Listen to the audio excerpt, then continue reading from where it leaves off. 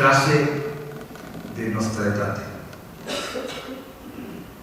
¿Cómo es, por consiguiente, tan grande el patrimonio espiritual común a cristianos y judíos? Este Sagrado Concilio quiere fomentar y recomendar el mutuo conocimiento y aprecio entre ellos, que se consigue, sobre todo, por medio de los estudios bíblicos y teológicos y con el diálogo fraterno. Permítanme esta noche hacer un pequeño recuento de cómo las cosas cambiaron. Creo que soy de los más veteranos. En nuestra relación, a través de pequeñas experiencias personales. Como pibe en Argentina, viviendo en un buen barrio, en Belgrano, caminaba hacia la sinagoga con mi kippá o con mi gorrito. Caminando hacia la sinagoga escuchaba: ¡judíos! ¡Asesinos de Cristo! Estamos hablando de los años 50, 53, 54. Para evitar esos gritos, yo me daba 3 vueltas a la manzana alrededor para evitar esa esquina. En el año 58, yo comenzaba en un colegio público mis estudios de la secundaria y nos eligieron para acompañar en un acto en una iglesia, en un Shabbat, un homenaje a un prócer. Me acerco al jefe de disciplina y le digo: discúlpeme, yo soy religioso, soy observante, no puedo ir Shabbat, un sábado, muy lejos. ¿Usted qué es? ¿Primero argentino o primero judío?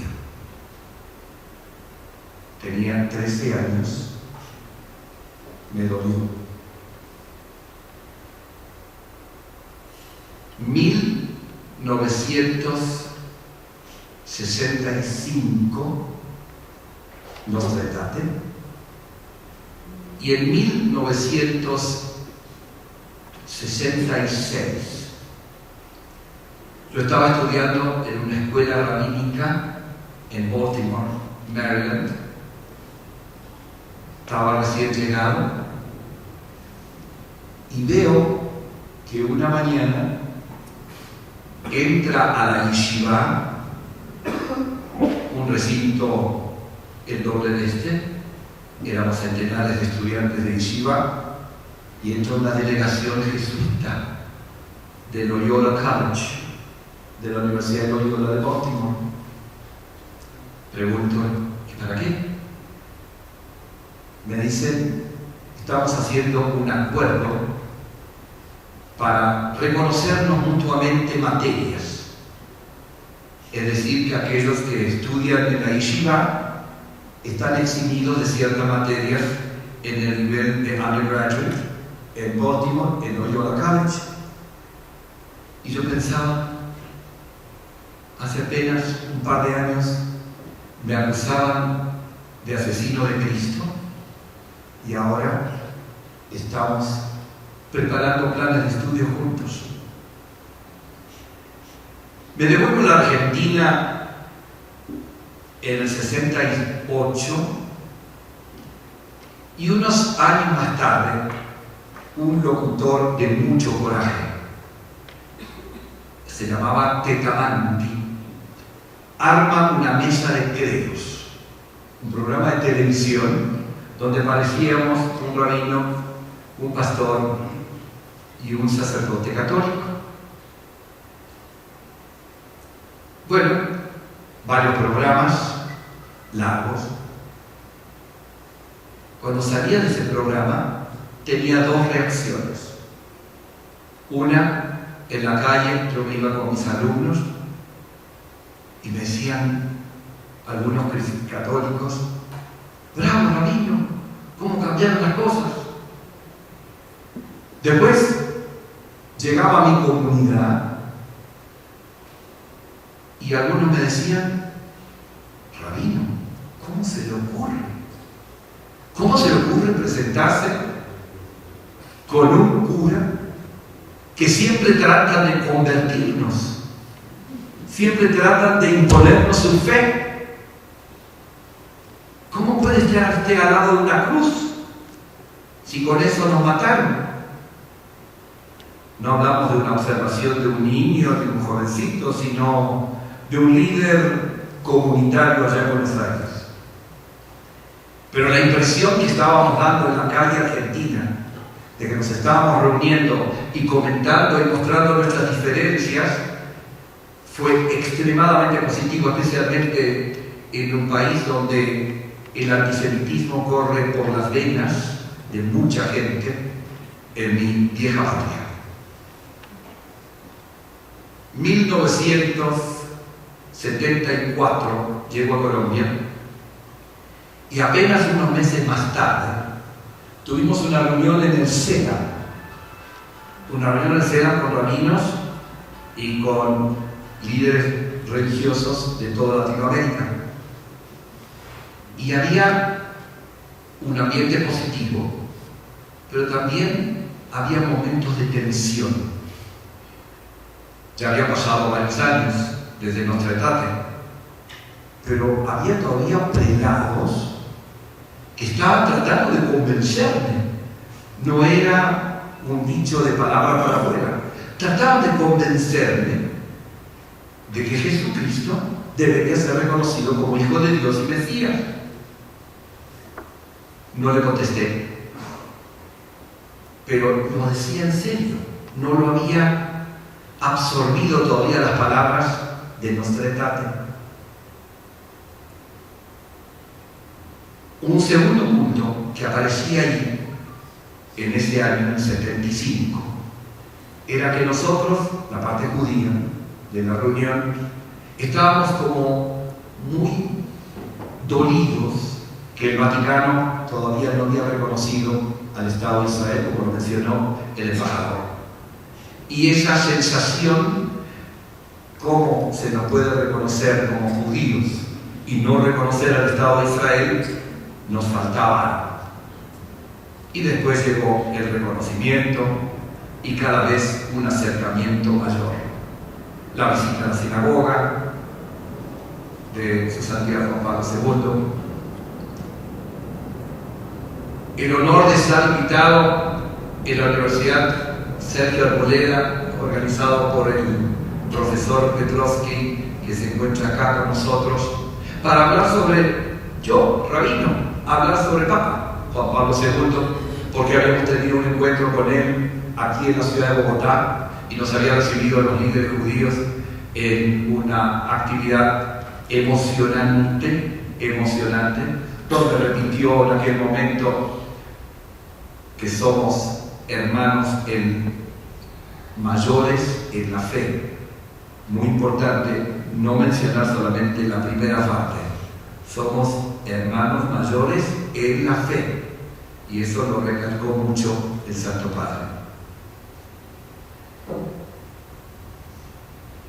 En este recinto, embajador, estuvimos con el embajador Recanati en una de las conferencias de los obispos, hablando exclusivamente de Israel. 2 horas. No había público adicional, únicamente el público interno. Muy enriquecedor las preguntas. Trataron de preguntarnos o formularnos las dudas sobre nuestra manera de manejar en Israel y nuestra manera de ser religiosos en Israel, porque no es tan sencillo. Tenemos muchas divisiones internas en Israel y diversas maneras de practicar y vivenciar el judaísmo. Unos años más tarde tuvimos una reunión de cardenales en México para 2 días de diálogo, cardenales y rabinos, en México, 2 días, intercambiando experiencias positivas, dudas, de una manera muy fraternal. La cantidad de actos que tenemos en común, si rezamos por la paz, con nuestro amigo Ahmed, con el cardenal, si nos visitamos mutuamente, tener al cardenal Rubén Salazar en una comida de Shabbat en la casa, compartir con el cardenal Rubiano, además compartimos edificio,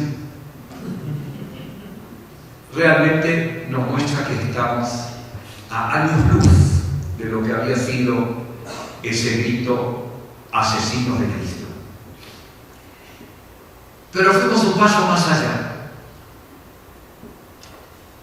En los últimos 15 años, los colegios bogotanos, no digo todos, pero muchos, a veces no nos da el tiempo, quieren visitar el Colegio Colombo Hebreo, la sinagoga, para que les expliquemos los principios básicos y prácticas judías.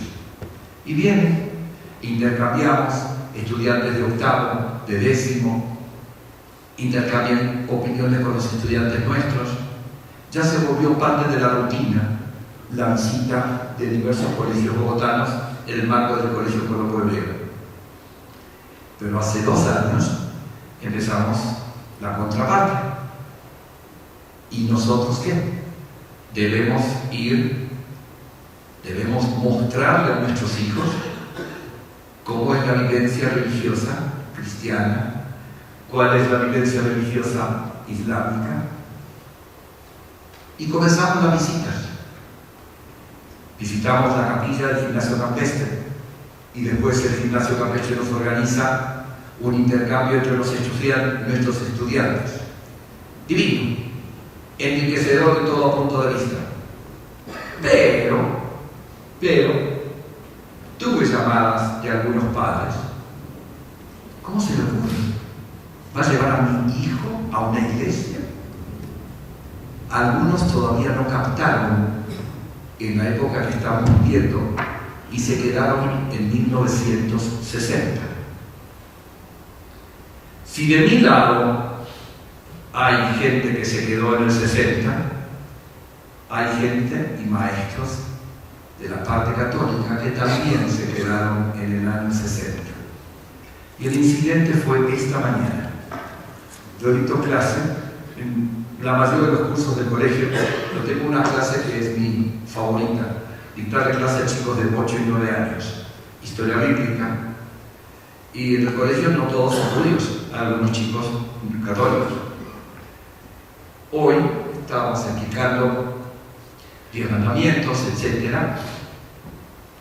desierto, y estábamos terminando la clase y un niño de 9 años me pregunta, Rabino, ¿los judíos mataron a Cristo? Hoy. Digo, no.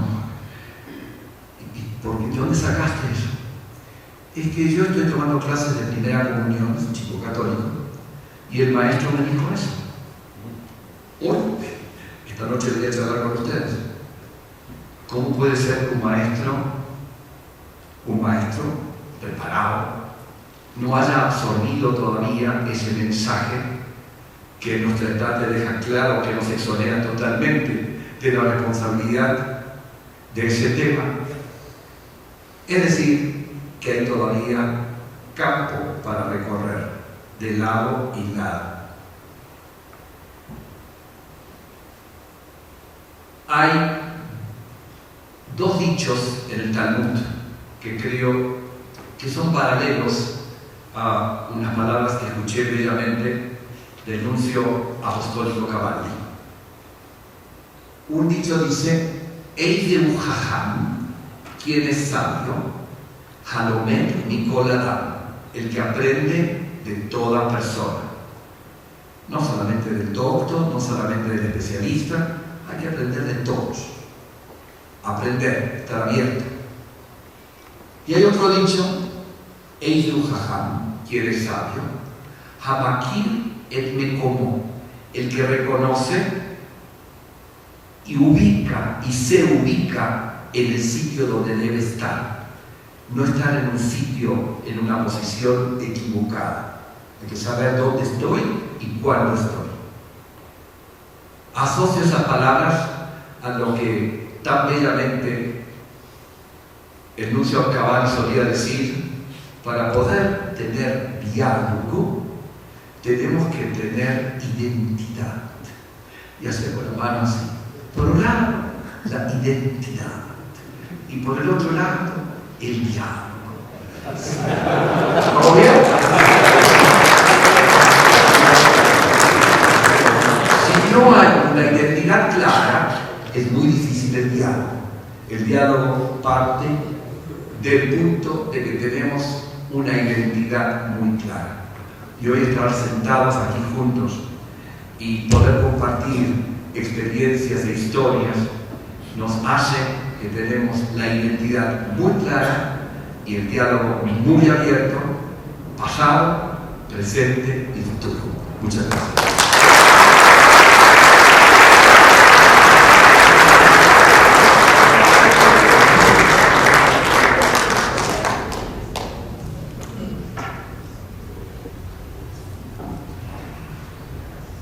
Escuchamos ahora la locución de su eminencia, el señor cardenal Rubén Salazar Gómez, arzobispo de Bogotá, primado de Colombia y presidente del Consejo Episcopal Latinoamericano. Señor Rabino Alfredo, amigo de esta casa, muy querido doctor Becker y demás miembros de la comunidad judía, queridos líderes y miembros de la comunidad islámica, apreciados líderes de las confesiones religiosas cristianas y no cristianas, queridos hermanos en el episcopado, hermanas y hermanos. Me siento profundamente complacido de estar aquí con ustedes en la casa de los obispos colombianos, que es también su casa. Por eso puedo decir, como el rabino, Shalom y Salam. Gracias a todos por aceptar esta invitación para conmemorar, unidos en la fraternidad y la amistad, los 50 años de la Declaración Nostra Aetate del Concilio Vaticano II. Como bien saben, las relaciones entre las diversas confesiones religiosas no han estado nunca exentas de situaciones de tensión y de conflicto. En el pasado, y lamentablemente también en nuestros días, las diferencias culturales y religiosas han sido fuente de violencia y de sufrimiento para miles de personas, discriminadas o perseguidas a causa de sus creencias. Las relaciones de las comunidades cristianas de la Iglesia Católica con el pueblo de Israel no han sido una excepción.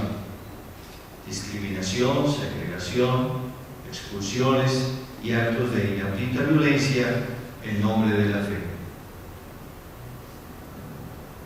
En esta noche hacemos memoria, reconocemos el dolor que algunos hijos de la Iglesia provocaron a sus hermanos judíos y nuevamente pedimos perdón, deplorando los odios, persecuciones y manifestaciones de antisemitismo de cualquier tiempo y persona contra los judíos. Estas son palabras del documento Nostra Aetate.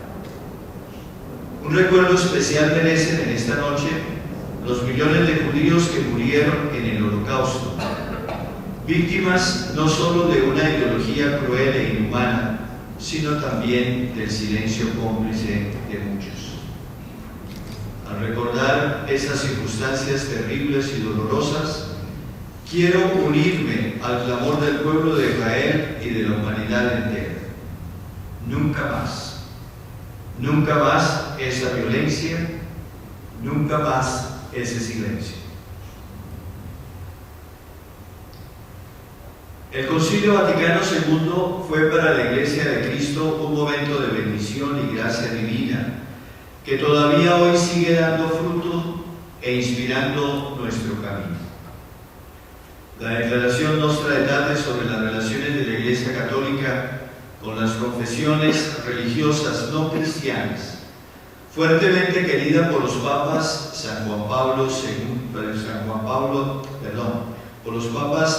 San Juan XXIII y el Beato Pablo VI, sigue siendo para nosotros una guía válida para afrontar los desafíos actuales de nuestra historia, caracterizada por nuevas formas de discriminación, segregación y violencia religiosa. Hoy sabemos, gracias al Concilio, que la violencia no es el camino para solucionar nuestros problemas, que las diferencias no son una amenaza, sino un tesoro de diversidad que enriquece a la humanidad. Sabemos que debemos apostar siempre por el diálogo, superando los odios del pasado, sin olvidar nunca las lecciones que nos han dejado nuestra larga historia común, con sus numerosas luces y también con sus numerosas sombras. En el diálogo interreligioso es fundamental que nos reunamos como hermanos, que nos respetemos y valoremos los unos a los otros, descubriendo aquello que nos une y no solo aquello que nos separa. En el diálogo judeocristiano hay un vínculo único y especial en virtud de las raíces judías del cristianismo. Jesús era judío, María era judía. Judíos eran también los apóstoles y los primeros discípulos del Señor. Podemos decir, de algún modo, judíos somos todos los cristianos, en nuestra más profunda esencia espiritual. Somos, en efecto, herederos de la promesa que el Dios Santísimo hizo a nuestro Padre común, Abraham. Judíos y cristianos debemos, por tanto, sentirnos verdaderamente hermanos, unidos por el mismo Dios y por un rico patrimonio espiritual común. Pero esta tradición espiritual común no es simplemente una cuestión arqueológica del pasado. Se trata en realidad de algo vivo que nos invita a afrontar juntos numerosos desafíos del presente. Estamos unidos no solo por el pasado, sino también por el futuro, de paz y justicia que estamos llamados a construir conjuntamente en una humanidad herida por la violencia, la guerra, la pobreza, el hambre y la devastación progresiva de los recursos naturales. Si existe un país que necesite con urgencia de un mensaje de reconciliación, ese país es sin duda Colombia.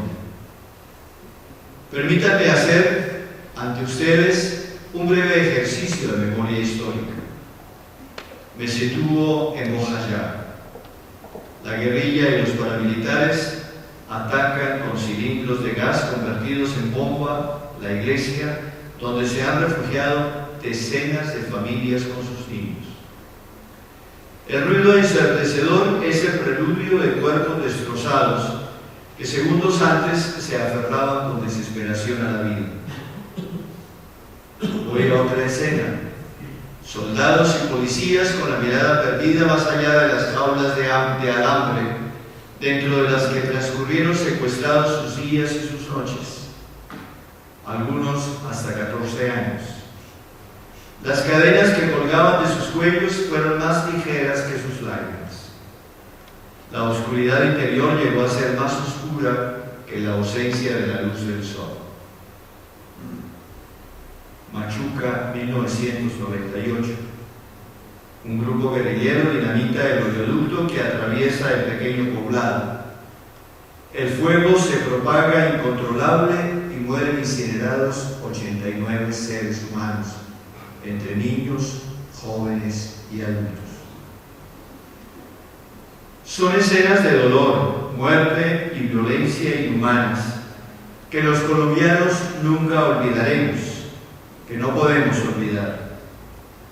Ha llegado, sin embargo, el momento de cerrar ese capítulo macabro de nuestra historia. nunca más estas escenas de terrible sufrimiento. Es el momento de iniciar un nuevo camino de reconciliación, perdón y paz. Ese camino que todos los colombianos anhelamos requiere de una actitud sincera de perdón. Un perdón que no desconozca las exigencias propias de la justicia, de la reparación integral a las víctimas, pero hace de la justicia y la reparación instrumentos de reconciliación y no de venganza. Sin el perdón, las heridas de la violencia continuarán sangrando y alimentando el surgimiento de nuevas formas de violencia. El perdón ofrecido y aceptado es premisa para construir una paz auténtica, estable y duradera. Pero el perdón no surge de manera espontánea. Perdonar exige en muchas ocasiones un esfuerzo heroico que pone a prueba nuestras fuerzas morales.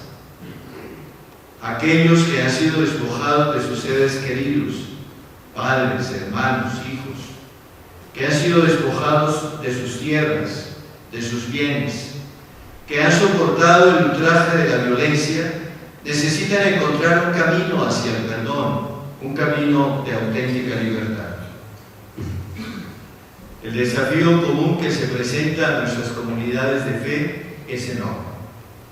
La predicación y la vivencia de una espiritualidad de reconciliación y de perdón que pueda hacer de nuestras comunidades hospitales de campaña, como nos dice el Papa Francisco, en las que puedan ser sanadas las heridas profundas que la violencia ha dejado en el corazón de las víctimas y de sus agresores.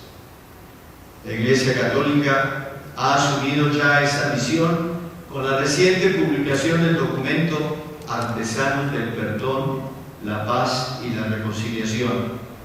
Pero queremos ver en este esfuerzo unidas a las demás confesiones y comunidades de fe de nuestra patria. La paz y la reconciliación requieren, en efecto, un importante componente espiritual que nosotros, que solo nosotros, comunidades de fe, podemos asumir como parte fundamental de nuestra tarea de acompañamiento. Tal es, en efecto, la contribución específica e insustituible que las religiones, todas ellas, pueden ofrecer a la consolidación de la paz. Hoy, precisamente, católicos y judíos damos testimonio común de que esta reconciliación es posible. Nuestro profeta Isaías, palabra común que nos une en la esperanza de Dios, nos dice: qué hermosos son sobre los montes los pies del mensajero que anuncia la paz. El Altísimo nos dé la fuerza para ser esos mensajeros, anunciadores del perdón, la justicia y la paz.